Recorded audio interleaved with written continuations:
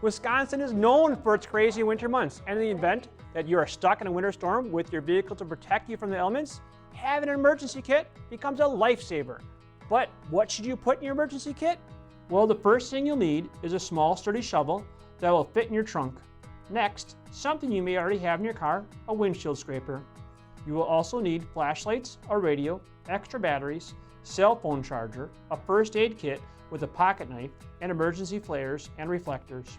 You'll also want to pack boots, a blanket, extra hats, socks, and mittens to keep warm with. Having some water and some non-perishable snacks is a good idea too.